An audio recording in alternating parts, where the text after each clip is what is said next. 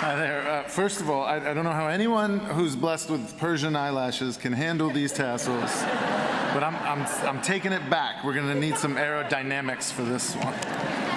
All right. Hi, everyone. My name is Daniel Nayeri. I am a storyteller by trade and would love nothing more in this world than to be a good one. So you can imagine that when I heard I might have the opportunity to give a college commencement speech, I did what any writer must when facing a new genre. I went straight to the internet and searched best commencement speeches of all time. And then I watched as heads of state ambled up to the microphone, suddenly unimpressive in their shapeless gowns, and said, "Follow your dreams, do whatever interests you, be nice, but listen to your heart," as if their hearts hadn't led them to becoming politicians in the first place. I watched entrepreneurs and business magnates, all their wealth unable to dress them any differently than anyone else on the dais, proclaim to you, budding graduates and potential employees, go forth, run fast, fail fast, stack your skill sets. Success is just failure on a long enough timeline. Be nice, but have action bias. Fake it till you make it. Celebrities, suddenly rendered human, nay, downright homely in their graduation caps, said, "Your voice is yours. No one else is like you. Dance like no one's watching. Let your freak flag fly, baby. But above all, be nice." Honestly, I was dismayed that the genre of the commencement speech is thematically waterlogged with truisms and deepities 1 inch deep and Hallmarkian gobbledygook that any of the essay professors in your 4 years of college would have marked a C- effort. Weak tea. Try again. In fact, I watched so many of these speeches that I developed a taxonomy of their advice. There are the ones, of course, that remind you that empathy and kindness are the highest pillars of virtue.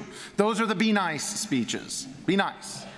Others tell us that no one knows what they're doing really in this world, so you might as well be fearless, be brave, confident in yourself. Those speeches I labeled be Noish, as in, baby, you're looking fine, you know? You're really putting the heat in Wheaton.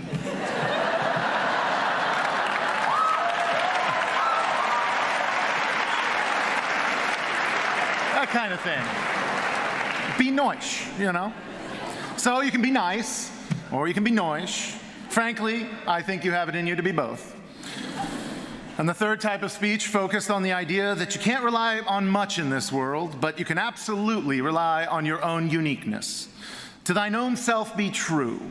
You are a salmon swimming upriver, everyone else a trout. Be different. These speeches I labeled be niche. Be nice, be Noish, be niche. Be kind, be confident, be yourself. Nothing wrong with any of those, mind you. As a writer, I suppose I was hoping for a little bit more elbow room in the form. And worst of all, the genre has this cowardly penchant of hiding behind its own self-awareness. Every brazen goofball, even the literary geniuses among them, begin with a wandering introduction of what an honor this is. And it is an honor. How difficult and agonizing the opportunity to speak at such an important occasion on what can rightfully be called the big ideas. And they cast about finally to say, well, what can one say to a group of fresh-faced success stories such as yourself, standing on the cusp of rich lives, coiled with such potential that the seeds of entire industries, artistic masterpieces, even the saving of the world could be said to be sprouting this very moment in the hearts and minds in this very room. And so the unintuitive thinkers will pivot here and extol instead the virtues of making mistakes, of failure. There is nothing more common in the category of commencement speech than taking the mickey out of the commencement speech. And that is why I regret to inform you, ladies and gentlemen, that the genre is at a dead end. It's all talking about talking. And it has been fully deconstructed. It peaked with David Foster Wallace, and now here I am to pick up the pieces. I also feel this way about whaling novels, mind you, so maybe this is just my lot in life. But seriously, how can any literary genre be this shallow when the ostensible assignment is to say one true thing to a captive audience who has no choice but to sit here before they can get their diplomas? Doesn't everyone wonder at some point what they might say to the world if they had its attention for 15, now closer to 10 minutes? Are we embarrassed of the simple truths in such a sophisticated crowd? Are we afraid that the truth would harsh our celebratory vibe? Too many of us would be outed as Daniel Nayeris and not enough of us David Foster Wallace's? Are the big topics better left to longer forms? Life, death, love, the big three. Do we have anything to say about them? Well, if my research into commencement speeches is to be believed, they're all too happy to tell you. Here's their advice. Life is hard, but you mustn't weaken. Be artful, be your best self, and you'll make it. Death is nothing more than the spice of life. Remembering death will give you the tummy tingles required to start new Silicon Valley businesses and do spontaneous things when it rains. And love, love, love is what you should pursue because it'll make you happy. Isn't that nice? How nice. How Noish. How niche. Unfortunately for me, the reason that I can't rely on these time-worn axioms of graduation day is that I have an audience uniquely suited to seeing right through them. This is, after all, a group of young people whose last graduation was mired or canceled by a global pandemic and pandemic protocols that wrought so much disaster, so much death and deceit. None of our political leaders were the best selves, none of them nice, or Noish for that matter. And the aftermath was ours to live with. This is a generation that has seen deaths of despair skyrocket, and there's never been a worse time for bad advice. In the book world, the promotional tables for this time of year are called the dads and grads tables, filled with gift books that tell you all of these things I just enumerated. They're all certain that you'll be a great success, and believe me, friends, I want you to be a great success. When I was a publisher, my head of sales came to me once and asked if I'd write anything for the grads table. And maybe I was thinking about all these topics at the time. Maybe I just wanted to offer something, anything useful in the real world. And so I told her I would write a short essay entitled, "Let Me Talk You Out of Suicide." She didn't know if I was serious. I said, absolutely, I was serious. Let me talk you out of suicide. The essay would go like this. First, you're not wrong. If you're thinking about ending it all, I don't blame you. And frankly, I think about it all the time myself. But just to be sure, let me talk you out of suicide. Not forever. You'll always have that option if you want it, but for now, at least consider all the other possible ways to live before giving them up. My name is Daniel. I am writing this book on a phone as I commute to work on a train. Around me is the entire world of billionaires and bums and artists and working stiffs, and the only reason I am riding the train is because I don't trust myself to ride my motorcycle. At night lately in the year, everything I ever wanted my career to be has happened. I am miserable. I ride my motorcycle up the West Side Highway in Manhattan so fast you can hear me coming up behind you. And as I fly past you, you can bet that all I'm thinking about is how easy it would be to wrench the bars into the oncoming cars or over the bridge. It seems like a sane response to this life to me. I don't like it here. I don't think I'll stay. That's how the book began. But graduates, I know many of you have known much of this already. You've already had to be strong to repair your communities after the past 4 years of tragedies and contradictions that seem to be escalating daily. You already know that life is hard and there are days you will not be strong enough on your own, no matter how creative you are. You should know by now that death is not a flavor enhancer to life. It is not an ad campaign for an energy drink or a skydiving company. It is horrific. Death is horrific and must be overcome. If not by you, then by someone on your behalf, or you are doomed. And love is more than being nice and getting what you want.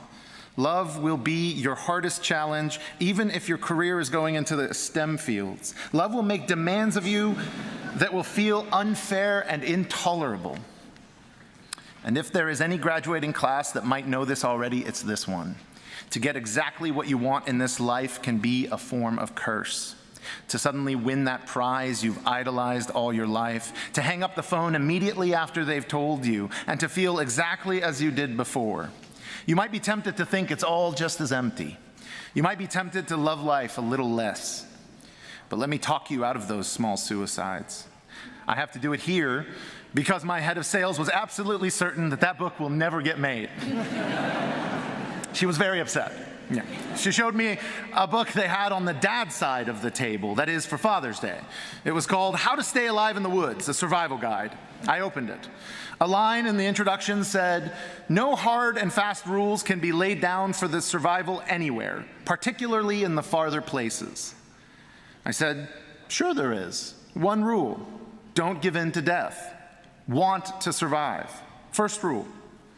I asked the head of sales if I could just give my book a subtitle like, How to Stay Alive in the Farther Places of Life. And she frowned. No one wants to give that book to the graduate. She's probably right. Finally, I told her we'd publish something about salmon swimming upriver. Very motivational. Maybe you're the river this time. Oh, the places you will flow.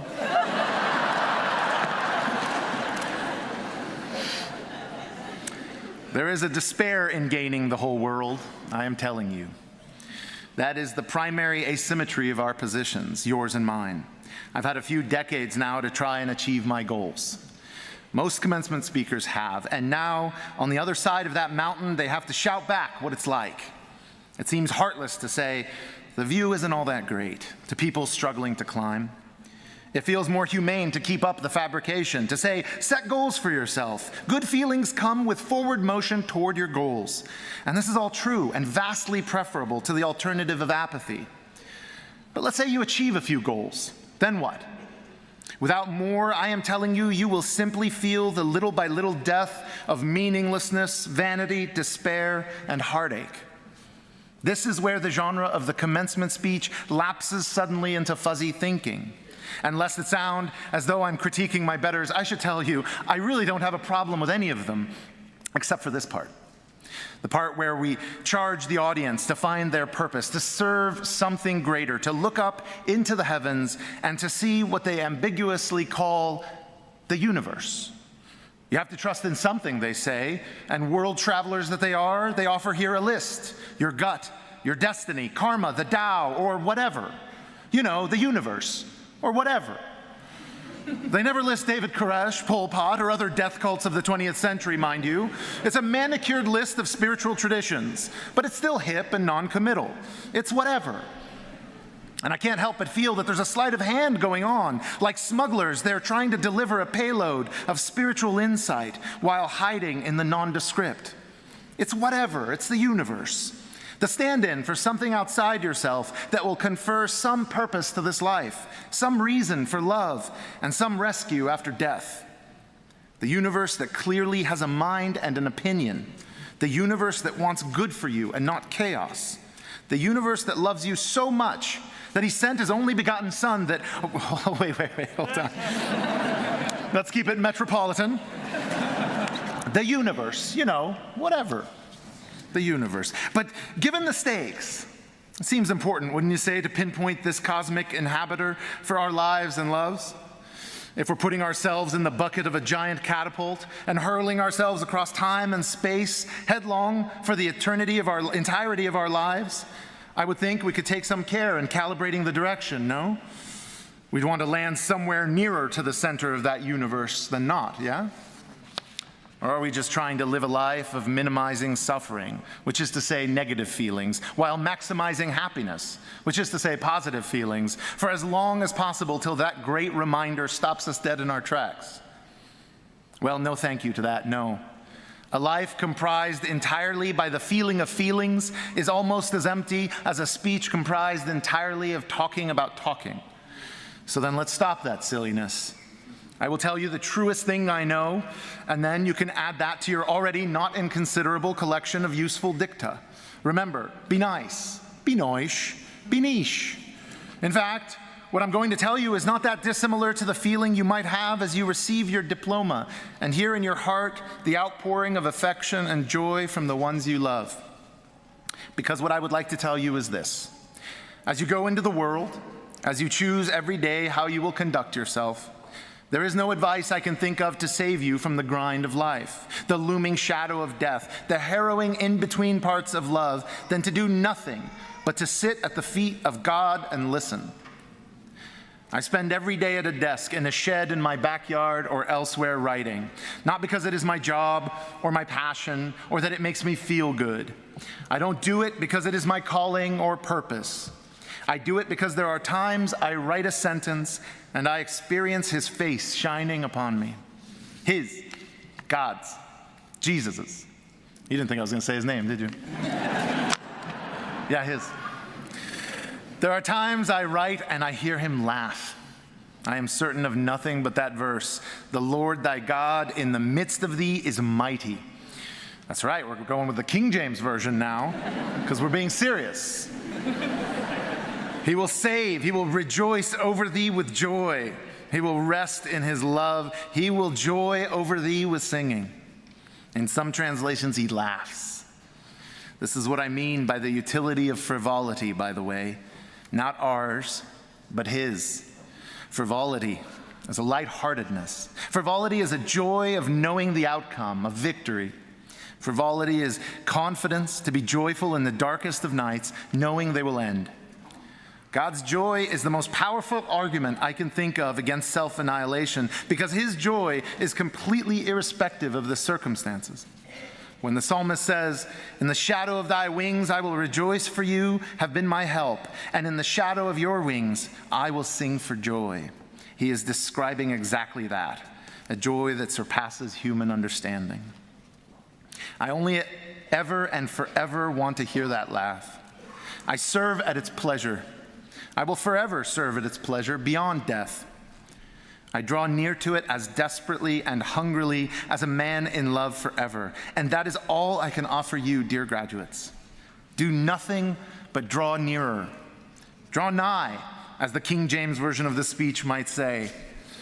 And so, in our taxonomy, you might call this one the be nigh speech. Be near. Yes. I want great success for you in the form of money and community and career advancement and love and artistic satisfaction and travel and tasty cakes. I want all of it for you. Every good thing. But the nearer you are to the center of the universe, the less of those things you will ever need.